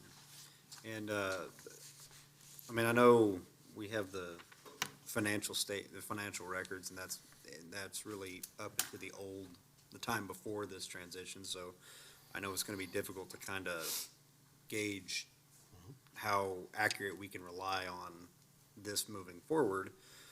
But how long how long do you think it'll take to really get an accurate picture of 2 what, years. this golf court, 2 years? I think you're looking at, so let's kind of go back to our SRO department that we created, right? We didn't have any comps to look at. We had nothing to compare it to. At the end of this first year, we don't have anything to compare it to. We just have the first year.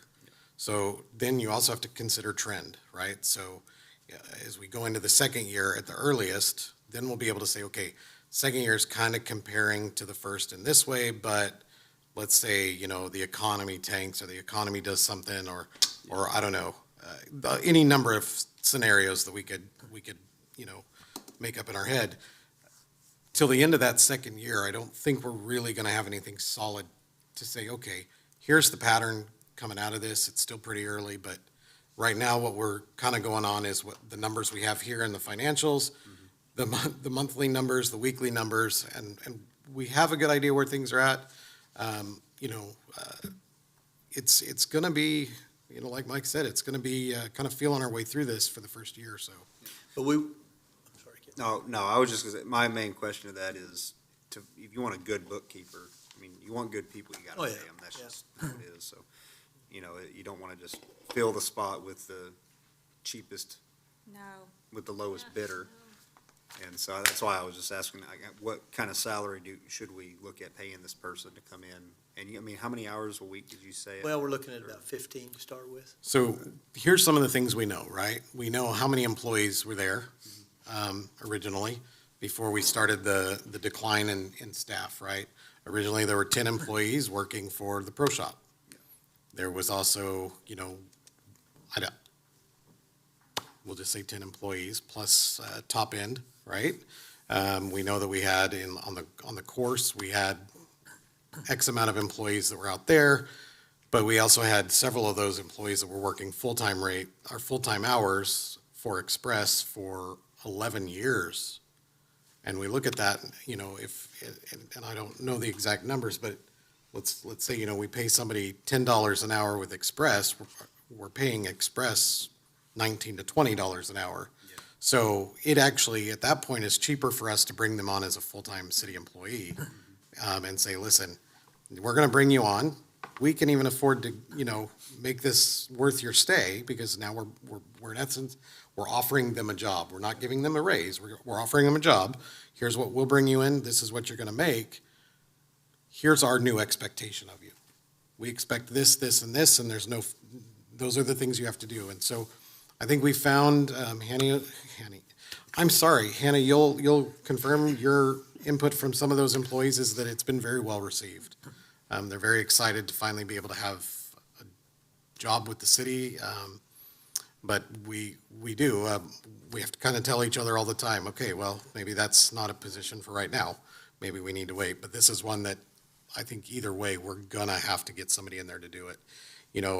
As we look at potentially who could be coming in and running this thing, what we're finding, and Chase alluded to it the last meeting, is there are certain standards that these director of golfs expect, and some of those might be a bonus.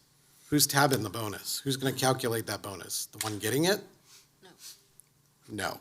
I think it would be great if we had a separate individual, an office manager who said, here it is, hands it off to Hannah or to whoever, and that never goes through the hands of the person who's doing their own bonus. And that's, kind of the scenario that everybody's discussed in the past, and we want to make sure that we're very clear on these things. But we know that we had sizable bonuses that were out there, and we're not going down that road tonight about what we feel on those, but they were out there, and we know that right now we're not paying those. We're not paying that salary that we were paying to Dennis with those benefits and things. So we have a really good calculation of where we're at for the hourly help underneath and what we need, so. If we keep the course in good shape, we won't have any problems. That's the thing. Got to keep that course in good shape. All right, any other questions or thoughts on hiring this person or creating the position? If not, we'll call for the vote. Brown, Yes. Smith, Yes. Lamar, Yes. Shropshire. Yes. Bradshaw, Yes. Rushiers, Yes. Raybill, Yes. Trammell, Yes. All right, let's go to the addendum before we hit the attorney's report. That's, okay. Item 1, discussion and possible action regarding an expenditure in the amount of $45.40 to McBride and Bride for legal fees for July 26, to be paid from attorney services account 02-211-5011. Motion. Second. Okay. That's just based on the amount. Got to bring it to you guys to pay. Any discussion on that? I will like to say real quick, Chase, what was the accolade you just got? Best of the best? Yeah, best of the best for 2026 from Oklahoma Magazine. Top player in the So, That means his prices just went up. and I do want to say that is for being an attorney, not a bike rider. Yes. I did not win any awards on the bike. All right, you can call for the vote. Smith, Yes. Lamar, Yes. Shropshire, Yes. Bradshaw, Yes. Rushiers, Yes. Graybill, Yes. Trammell, Yes. Brown, You want me to vote for him? Did he leave? He went. Yeah, just- Hey, Steve? Yes. There you go. Yes or no?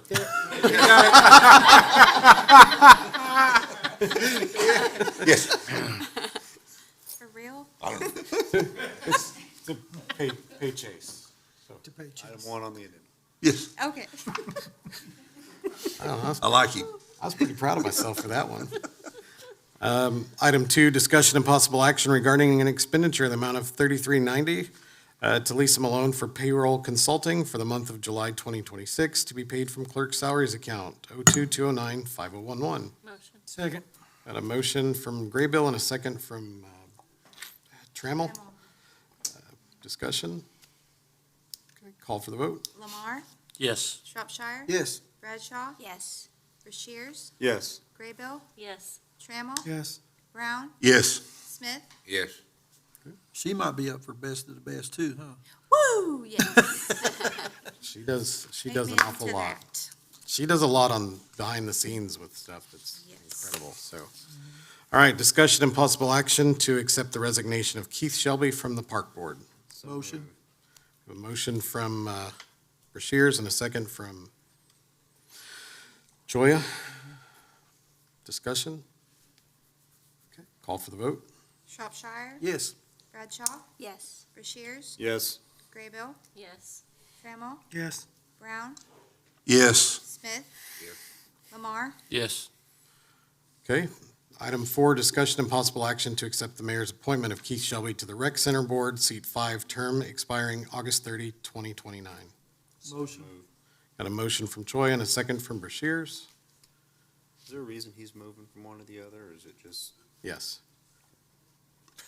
Houston is requested. Just curious. Would you like me to explain? Yep. All right, your honorable councilmen and councilwomen, and your honorable mayor. So, there's been a lot of conversation about a Parks and Recs board moving forward. I think there's been some conversation with you guys. And so, in having doing that, I think that, in my opinion, as being the chairman of the rec board, that it would be great to have someone from the rec board, or from the park board, be represented on that board as well.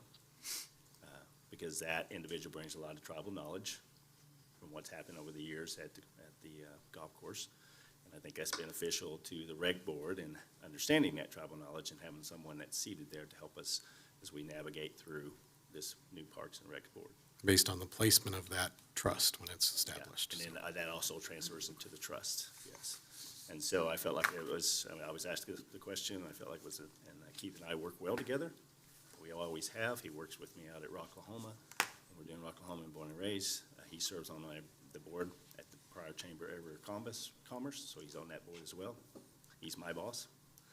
So we work well together, and so I felt like that it would be a great fit for him. And then it also shows that we're working together as we move forward in these changes that we're looking at making in the future of the golf course and the rec center and the Parks and Recs board and the trust, and possibly even the aquatic center, if that comes to fruition.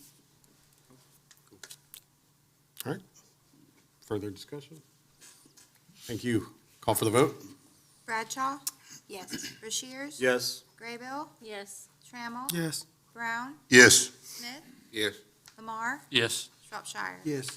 Okay. Item 5, discussion and possible action regarding the creation of the Pryor Creek Golf Course Trust under the Rec Center Board. So moved. Second. Motion from Brashears and a second from Brown. We got a little bit of the update on that from Chase. Right now, the desire is, we've got two enterprise funds in our budget. That would be the rec center and the golf course. And by doing this, it puts kind of the accountability for those enterprise funds to be under the same direction. How do you decide which way to go? Do we take the one and move it this way, the other move it that way? There's really no good way to do that other than to say, this is how we're looking to move it. I think in the long run, we have a lot to work out, like Chase said, some things to hammer out, but this would allow Chase to create that trust and design that wording to be structured under the rec center board's direction. And if I can get permission with the engineer, I think what you guys are getting ready, just so you guys see kind of what I'm envisioning is getting ready to happen. Get the permission from them, get everything worked out, get the lease updated, create a trust, then we're going to change the ordinances to, I guess, get rid of a park board, change the recreation board to the Parks and Rec department. But in doing that, the amendment to your ordinance is going to be, I don't know if you guys know how many times park board is mentioned in there. It's going to be a lot of amendments. And so the goal is we get all this knocked out, and in one meeting or two meetings, if we have to, over the course of, a couple different logistics, we're going to see boom, boom, boom, boom. And at the end of it, you're going to have a Parks and Rec department, you're going to have a golf trust, and you're going to have an updated lease with the Corps of Engineers that hopefully gives you a lot more ability. I'm telling you guys, the more that I read this lease when I was getting into it, like, we've not followed it at all, but they haven't either. So, and I just want to either get that updated or make sure we're starting to follow it. We're supposed to submit annual reports to the Corps of Engineers. I'm almost confident that hasn't been happening. As far as like any changes and what our annual plan is what they're actually calling it for the next year. So if we're going to make any changes, we're supposed to submit an annual plan, get permission from the engineer for that plan. That includes like selling alcohol, how we're supposed to sublease, which obviously we're subleasing or were to the Bowmans. That's not even allowed under here without permission. So my goal is to get all of that lined up, come back at one point, and we just go boom, boom, boom, boom, boom. And at the end, that's what it looks like. Do we need to totally get rid of the Parks Board because we have a cemetery? Well, I was just going to say, that's one of the, Cemetery one. we have one, but I was looking to see what that one looks like because I don't think there's been any action on that, any like momentum there. I think, if I'm not mistaken, most of those seats are actually. Well, and what's caused, kind of what started that vision for me was there were some questions over whether or not the park board and how Bowman and CMS and all that was handled, whether or not they're advisory or not.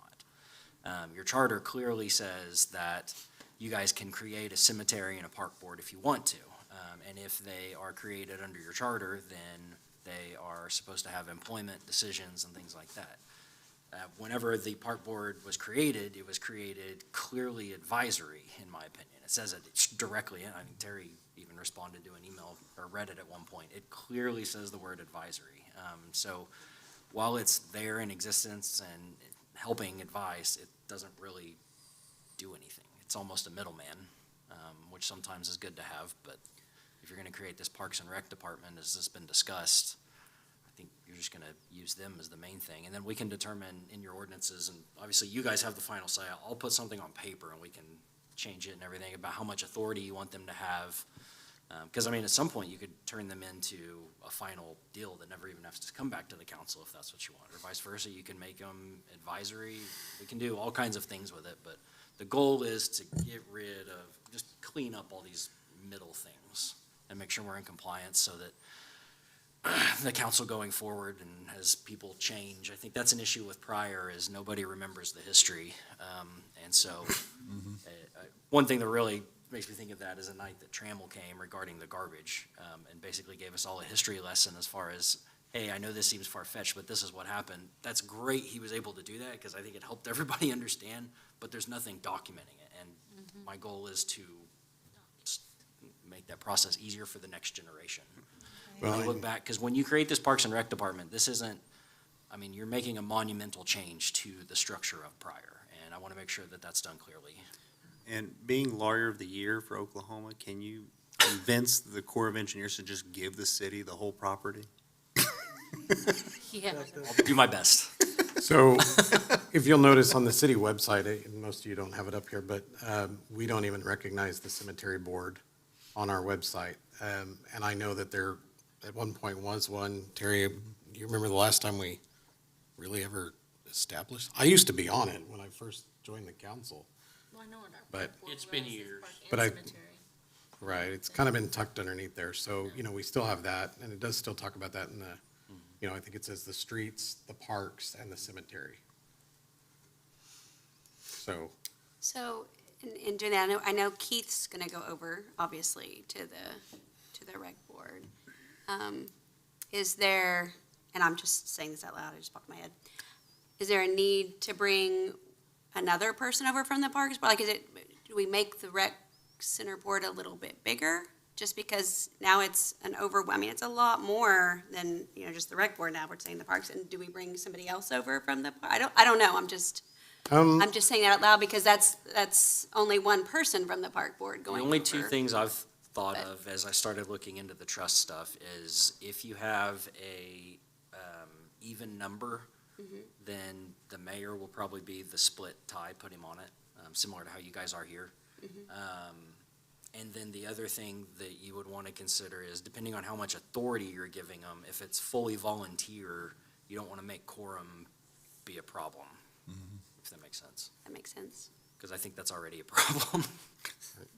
Okay, that makes sense. and the full transition, let me be very clear, even if we go through with this, the full transition is not gonna be an immediate drop and roll, we still have, No, I just said that plan like it was going to Right. happen fast. It's not.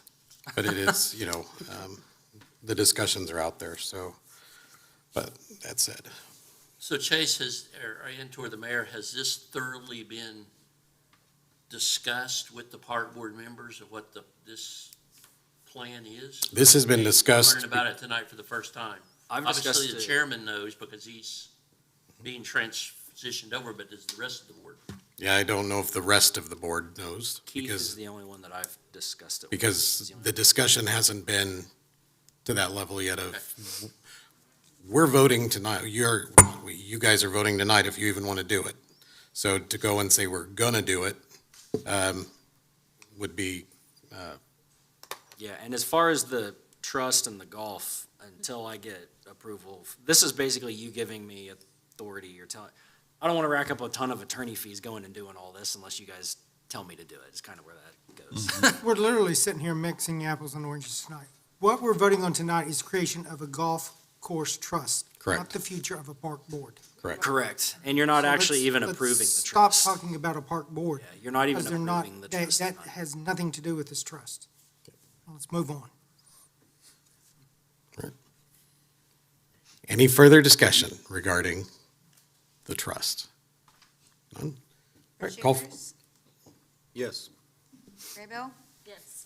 Trammell, Yes. Brown, Yes. Smith, Yes. Lamar, Yes. Shropshire, Yes. Bradshaw, Yes. all right. City Attorney's Report. Discussion, consideration and possible action regarding the June 15th, 2026 request of Pryor Public Schools to annex district-owned property located in the west half of the northwest quarter of the northeast quarter of Section 20, Township 21, North Range 19, East Mays County, Oklahoma, and to zone the property RS 70, including receipt of the request authorization for the city staff and city attorney to obtain the necessary owner consent and school board authorization, verify title, contiguity, legal description, mapping, and prepare the required notices, hearings, and ordinances for future consideration by the city council. Motion. I'll Okay, second. got a motion from Brown and a second from Bradshaw. we received a letter from the school requesting to be annexed. I think that was mentioned a meeting or two ago. This is me bringing it officially to you guys. I haven't started the process or anything. This is you saying, yeah, go ahead and start the process. So the process is going to be, one, confirming everything, which shouldn't be an issue because it's a school board. And then two, we'll have an open meeting at some point and we'll send out notices. But I wanted to put this on here first, even though it's not required to get your permission to start that, because if you guys don't want to annex it, there's no reason to go through with the rest of it. So it's on here with a, do you want to start the process or not? It's not actually annexing anything as of tonight. Are we all familiar with where that property is? And the purpose, I'm assuming, I haven't actually talked to the school, the reason that they're requesting is because it will benefit us getting the use tax of the construction. That is correct. That is their desire. So yes, we need to start it tonight. All right, call for the vote. Graybill, Yes. Trammell, Yes. Brown, Yes. Smith, Yes. Lamar, Yes. Shropshire, Yes. Bradshaw, Yes. Rushiers. Yes. Okay. Item B, possible executive session concerning the employment, hiring, appointment, promotion, demotion, disciplining, or resignation of Mike Moore, 25 through 7B1. Second. A motion from Rushiers and a second from Brown. Call for the vote. Trammell, Yes. Brown, Yes. Smith, Yes. Lamar, Yes. Shropshire, Yes. Bradshaw, Yes. Rushiers, Yes. Graybill. Yes. We'll be right back.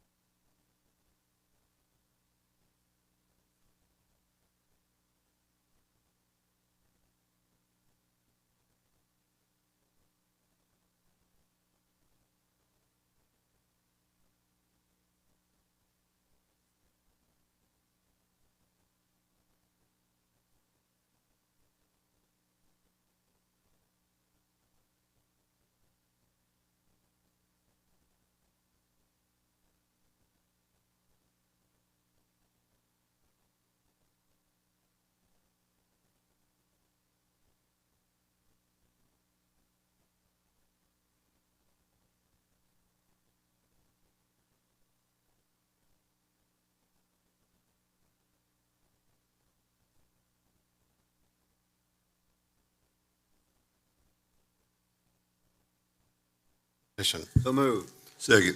Motion from Say Brashears. one more time, the mics were not on. She said that. Consider resuming regular session. No action taken during executive session. So moved. Motion from Brashears, second from Brown. Call for the vote. Brown, Yes. Smith, Yes. Lamar, Yes. Shropshire, Yes. Rushiers, Yes. Graybill, Yes. Trammell, Yes. Okay. I would have been yes too. I think I got passed. did I skip you, Bradshaw? It's all good. All right, guys, let's kind of wrap it back up. We're almost done. All right, item D, possible action based on executive session concerning the employment, hiring, appointment, promotion, demotion, disciplining, resignation of Mike Moore, 25307B1.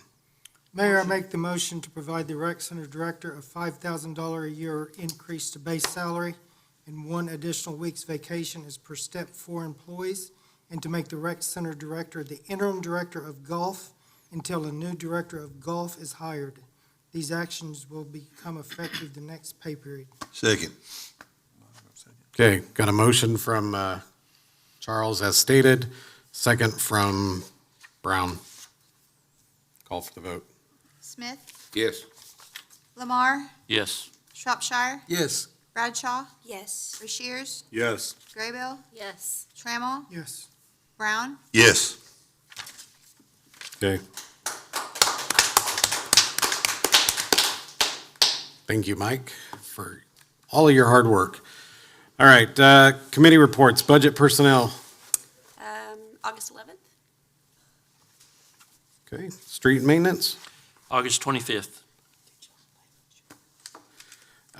Terry, can you send out a message to the public and reminding them that Highway 20 is closed? Old Highway 20 is closed? Certainly. We had a couple trucks go down that route today, so, semis. Ordinance and insurance. As needed. Okay. I do not have any unforeseeable business. Do I have a motion to adjourn? Motion. I have a motion from Brown and a second from Brashears. Call for the vote. Lamar, Yes. Shropshire, Yes. Bradshaw, Yes. Rushiers, Yes. Graybill, Yes. Trammell, Yes. Brown, Yes. Smith, Yes. Okay, we'll call to order the Pryor Public Works Authority meeting. A motion to approve the minutes of the July 21st, 2026. Motion. Second.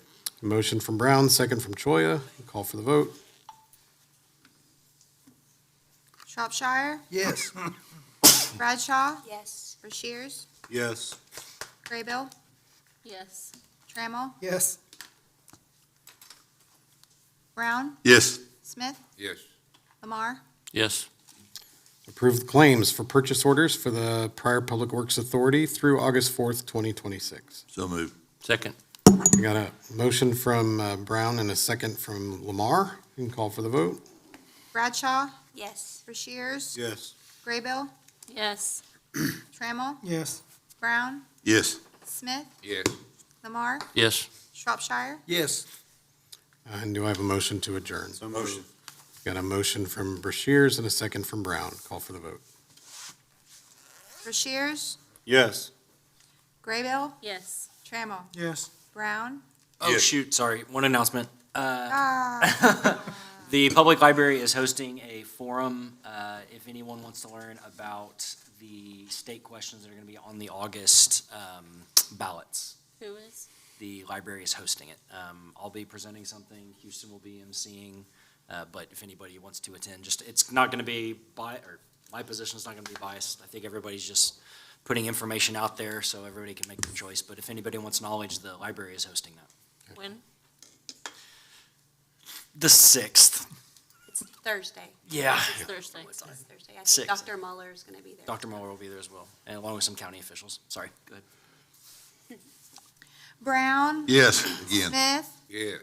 Lamar, Yes. Shropshire, Yes. Bradshaw, Yes. We're adjourned.